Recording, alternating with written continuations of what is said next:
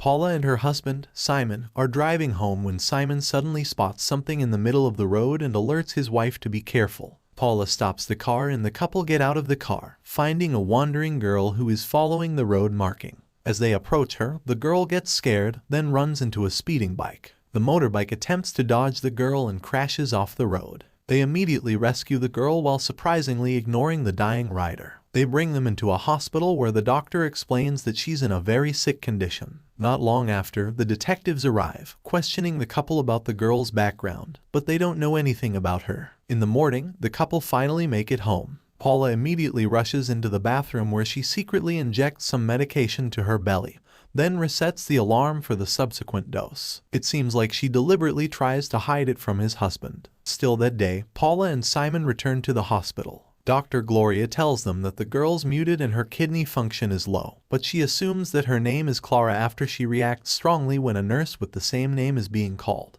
As they reach Clara's room, they hear the girl screaming in pain, but the nurses can't understand her. Paula immediately intervenes and hugs Clara to calm her down inside a chalk box, which is successful. That evening, the couple join a dinner hosted by their neighbors, Claudia and Beltran, where Paula and Simon share about Clara's condition. Nate and her husband Eduardo also present there. The following day, the couple visit Clara in the hospital, figuring out that she's tied up and has been heavily sedated. As her health's condition is worsening, the doctor asks them to leave. The couple is worried about her, and since they still can't find any information about her parents, they plan to temporarily adopt her. Dr. Gloria also thinks that's the best way to establish a connection with Clara to help her recover, so she agrees with it. That night, they finally bring Clara home. Learning from the incident at the hospital, Paula realizes that she must be surrounded by chalk lines, so she draws a rectangle around her bed to make her feel safe. The following day, Clara wakes up, trying to adapt with her new room.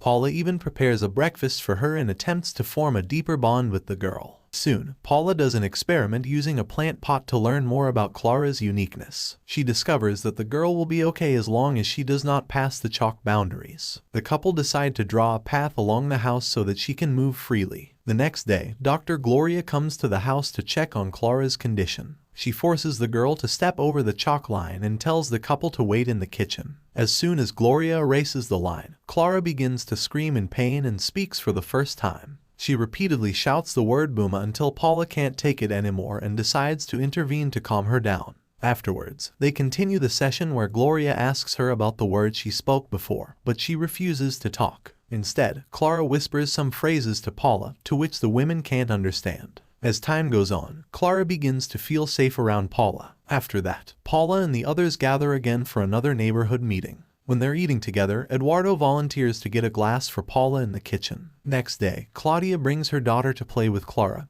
but it does not go well. When Claudia eats toast bread with jam, she suddenly chokes on something. She pulls out a glass shard from her throat, which they assume comes from the jam. Simon discovers that the line's very close to the fridge, implicitly assuming that the girl is the culprit. But Paula immediately disagrees. The neighbors are seen outside the house discussing the accident, which makes Paula worried. Shortly after, Simon comes to his wife, telling her that one of the words the girl said earlier was written in a chalk box. The couple, with the assistance of Gloria, continue translating the words until they find out that they are German. There's still one unrevealed word, but the doctor immediately calls the police, hoping that they can find her parents. Paula asks Clara whether she's a German, but she ignores her and continues solving puzzles. As she tries to dig deeper about her background, she suddenly gets distracted by a loud sound of her washing machine. Finding that it's overflowing because of a set of keys inside a pants. Paula returns to the room, but the girl suddenly goes missing. She searches all over the house, discovering that the main door is left open. Paula attempts to search outside the house, but to no avail. However, when she returns in panic, she finds out that the girl's with Simon. Paula thinks that she hid from her, but Clara says nothing. She asks her what Booma is, the last word they still can't figure out the meaning of. Paula threatens to erase the line if she doesn't give a response, but she rebels. At the same time, she realizes that Eduardo is observing from his place. A few moments later, Dr. Gloria comes by to question the couple about the glass incident. Afterwards, Clara comes in and shows Paula a drawing of seemingly like a house. Frustrated that she's unable to interpret the drawing, Clara rips the paper out and walks away. Gloria concludes that Clara is not progressing at all and decides to take her back from the couple. Paula still doesn't give up and keeps trying to translate the Booma word. Unfortunately, as she eventually figures out the meaning, she suddenly chokes on a piece of broken glass after she drinks the milk from the fridge. She barely manages to pull out the broken glass. When she comes out of the bathroom, Clara disappears again with the main door left wide open. This time, Paula calls the police. The detectives believe that Clara ran away on her own, but she strongly disagrees with it. The next day, the neighbors gather at the couple's house. When Claudia mentions that she'll give birth earlier than expected, Paula suddenly gets triggered and expels everyone from the house. Shortly after, Simon finally speaks up about his wife secretly injecting medication. Turns out that all this time Paula's having trouble conceiving and they decided to take a break from all the treatments. But she broke the agreement. The husband confesses that he purposely brought Paula home to fix their relationship.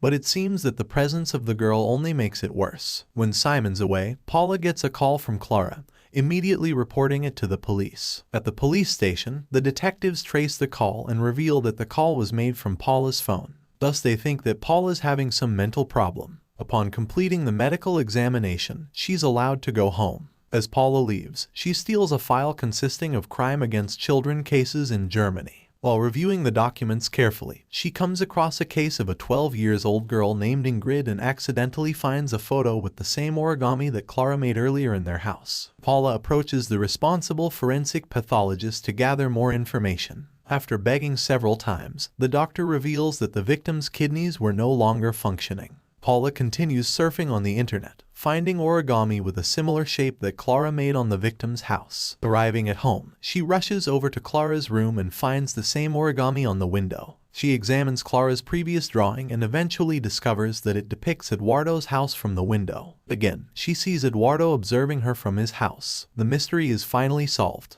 Paula immediately reports to the police that Eduardo might be the prime suspect in Clara's disappearing case. After hanging up the phone, she proceeds to go to Eduardo's house. Moving to Eduardo's perspective, it's revealed that he's the one who put Clara on the road because she's sick. He also instructed her not to talk before leaving her alone. That night during the neighborhood dinner, he deliberately broke glass and inserted the shards into the jar and milk bottle. After that, he sneaked into Simon's house in an attempt to kidnap Clara, throwing the keys into the washing machine. Before he managed to escape, Simon returned home, so he left her and ran away. The man is actually a psychopath. Even his own wife is afraid of him. It's also him who ordered Mate to trigger Paula by mentioning her pregnancy. He used this opportunity to grab Paula's phone and make the call, then returning it without getting caught. Back to the present, Paula arrives at the psychopath's house using the excuse of wanting to borrow a map. Eduardo becomes suspicious of her, but still complies with the request. When the woman is about to leave, the door is locked and Eduardo attacks Paula with a hammer. He then drags the woman into a basement where Clara is staying all this time. He locks her up in another room and restrains him to a pole. Moments later, the police knock on the door, but the mess has been entirely cleaned.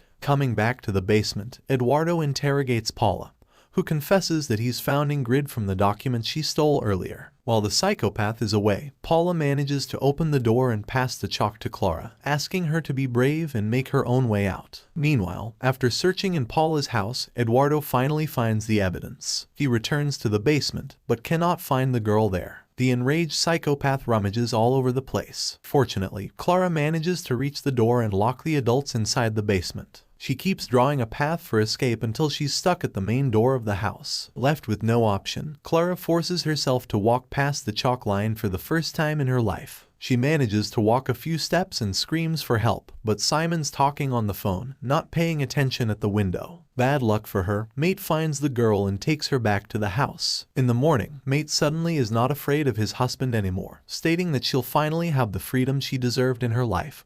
But Eduardo ignores her. Soon, as the husband's enjoying his breakfast, Mate opens the main door and several officers break into the house, arresting Eduardo and freeing the women. Sometimes later, Paula calls Clara, who's sent back to Germany where she lives with her grandparents, who's actually Ingrid's parents. It's also revealed that Paula is finally pregnant. The end. Subscribe for more. Bye.